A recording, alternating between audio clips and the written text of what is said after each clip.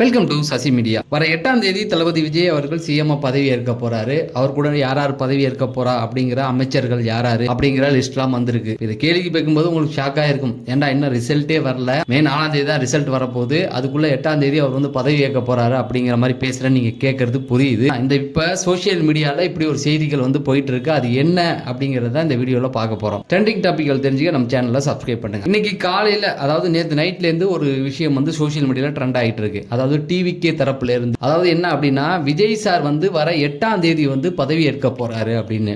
அதாவது ஜோதிடர்கள் எல்லாமே வந்து வர 8ஆம் தேதி விஜய் சார் வந்து பதவி ஏற்றா நல்லா இருக்கும் அப்படின்னு சொல்லியிருக்காங்க. அதனால மே 8ஆம் தேதி அவர் வந்து பதவி ஏற்க போறாரு அப்படிங்கிற மாதிரியும், அவர் கூட அவரோட 3 துறைகள் வந்து விஜய் சார் கையில் இருக்க போது, மற்ற துறைகளில் யார் யார் என்னென்ன, ஆதவ அர்ஜுனா, புஷி ஆனந்த் அப்படின்னு சொல்லி ஒவ்வொரு துறையும் யார் பதவி ஏற்க போறா அப்படிங்கிற மாதிரியான ஒரு சில லிஸ்ட்டுகளும் வந்திருக்கு. இது விசாரிச்சு பார்த்தா டிவிகே தரப்புல இருந்து, கட்சியிலேருந்து கொடுக்கல, தொண்டர்கள் வந்து ரெடி பண்ணியிருக்காங்க.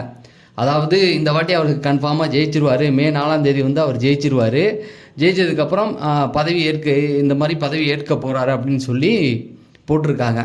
அவங்களுடைய நம்பிக்கையை வந்து தப்பு சொல்ல முடியாது. ஏன்னா இப்போ எலெக்ஷனில் இருக்காங்க, 234 தொகுதியிலையும் வந்து ஆட்களை நிறுத்தியிருக்காங்க.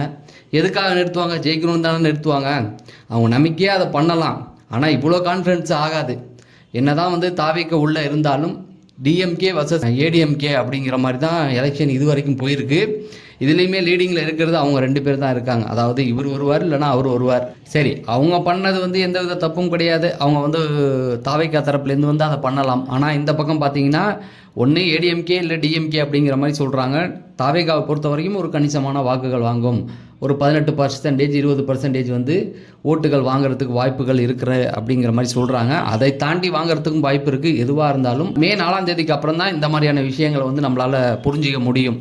அது வரைக்கும் வெயிட் பண்ணலாம். அதுக்கப்புறம் பார்த்தீங்கன்னா யாருடைய ஓட்டுகள் பிரிய போகுது, இந்த பக்கம் திமுகவா இல்லைனா அண்ணா திமுக ஓட்டுகளை விஜய் பிரிக்க போகிறாரா அப்படிங்கிறதெல்லாம் வந்து மே 4க்கு அப்புறம் தான் நம்மளால் கணிக்க முடியும். இன்னொரு விஷயமும் வந்து இப்போ சோஷியல் மீடியாவில் வந்து வைரலாக போயிட்டு இருக்கு. சவுத்தை பொறுத்த வரைக்கும் பார்த்தீங்கன்னா ஃபஸ்ட்டு எடுத்தோன்னு ஒரு நடிகர் கட்சி தொடங்கியிருக்காரு அப்படின்னு பார்த்தீங்கன்னா எம்ஜிஆர்கள் தான்.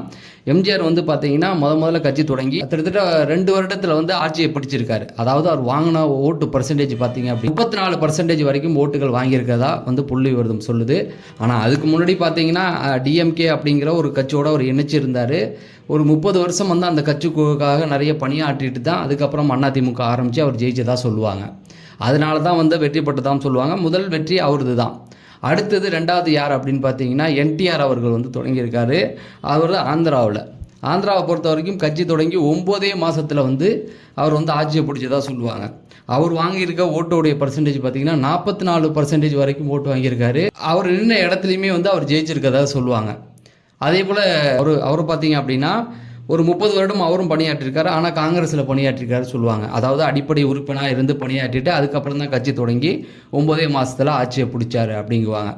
அதுக்கப்புறம் கட்சி தொடங்கின எல்லாருமே வந்து பார்த்திங்கன்னா ஒரு நார்மல் ரேஷியோவில் தான் வந்திருக்காங்க. அடுத்து சொல்கிற பொழுது ஆந்திராவில் வந்து சிரஞ்சீவி அவர்களோட தான் இப்போ விஜயை வந்து கம்பேர் பண்ணுறாங்க. ஏன் கம்பேர் பண்ணுறாங்க அப்படின்னு பார்த்தீங்கன்னா, சிரஞ்சீவி அவர்கள் கட்சி தொடங்கும் போது அவருடைய அந்த வாக்கு சதவீதம் பார்த்தீங்கன்னா முதல்ல கூட்டம் பார்த்தீங்கன்னா அலை மோதுனுச்சு. இன்றைக்கி விஜய் அவர்கள் போகிற இடம்லாம் கூட்டம் இருந்த மாதிரி சிரஞ்சீவி அவர்கள் கட்சி தொடங்கின அந்த காலகட்டங்களில் நிறைய கூட்டங்கள் இருந்தது. நிறைய மக்கள் வந்து அவர் போகிற இடத்துக்குலாம் வந்தாங்க. முதல் மீட்டிங்க்கே வந்து சிரஞ்சீவி வந்து திருப்பதியில் தான் ஃபஸ்ட்டு முதல் மாநாட்டை அறிவித்தார். அந்த மாநாட்டில் பார்த்தீங்க அப்படின்னா அவருக்கு வந்து 5 லட்சம் பேர் தான் எதிர்பார்த்தாங்க. ஆனால் 10 லட்சம் பேர் கூடியிருந்தாங்க.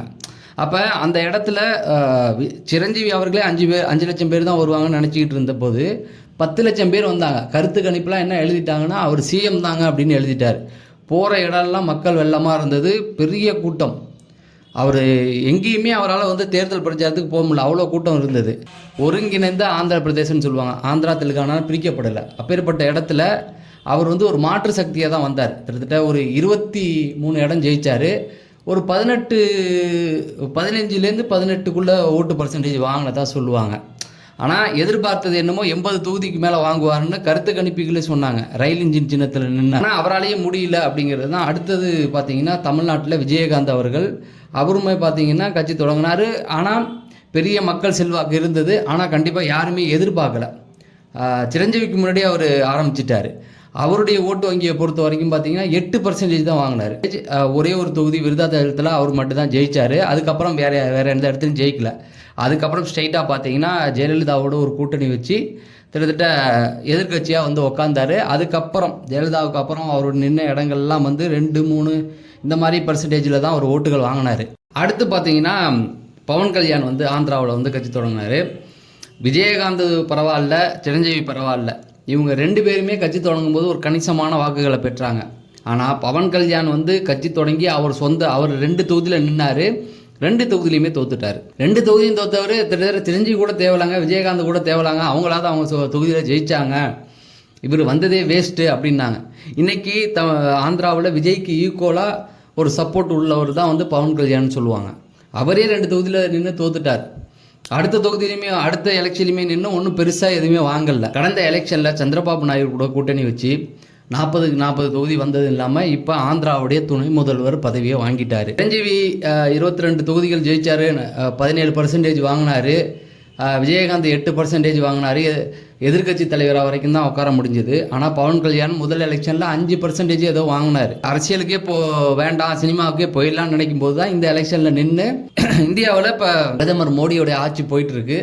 அதுக்கு வித்திட்டது ஆந்திரா எலெக்ஷன் தான் சொல்லுவாங்க. அப்பேற்பட்ட இடத்துல பவன் கல்யாணும் 40க்கு 40 இடம் நின்று ஜெயிச்சிருக்காரு, துணை முதல்வர் ஆயிருக்காரு. விஜயகாந்தும் சிரஞ்சீவியும் தவற விட்ட இடத்த பிடிச்சிட்டாரு. விஜயும் அப்படிதான் வருவாரு, ஏடிஎம்கே கூட வச்சுட்டு ஒரு டெபுட்டி சிஎம் போஸ்ட் வாங்குவார்னு எதிர்பார்த்த நிலையில் எதுவுமே இல்லாமல் போயிடுச்சு. ஆனால் இன்னைக்கு வந்து அவருடைய ரசிகர்கள் வந்து மே 8 அவர் பதவி ஏற்பாருன்னு சொல்லியிருக்காங்க. இந்த எலெக்ஷனில் வேணால் அது நடக்காமல் போகலாம், எதிர்காலத்தில் அது கண்டிப்பாக நடக்க போகிற ஒன்று தான். ஆனால் இந்த எலெக்ஷனை பொறுத்த வரைக்கும், என்னை பொறுத்த வரைக்கும் அவர் ஒரு 20% ஓட்டுகள் வாங்குவார். ஆந்திராவில் சிரஞ்சீவியாக இருக்கட்டும், பவன் கல்யாணாக இருக்கட்டும், விஜயகாந்தாக இருக்கட்டும், இவர்களை தாண்டி ஒரு ஓட்டு பர்சன்டேஜ் வாங்குவார் அப்படிங்கிறதும், குறைஞ்சது ஒரு 10 தொகுதியாவது அவர் தமிழ்நாட்டில் ஜெயிப்பாருன்ற நம்பிக்கை எனக்கு இருக்குது. உங்களுக்கு எவ்வளோ நம்பிக்கை இருக்குது, எத்தனை பர்சன்டேஜ் ஓட்டு வாங்குவார் அப்படிங்கிறத கமெண்ட் செக்ஷனில் சொல்லுங்கள். நம்ம அடுத்த வீடியோவில் சந்திப்போம். நன்றி, வணக்கம்.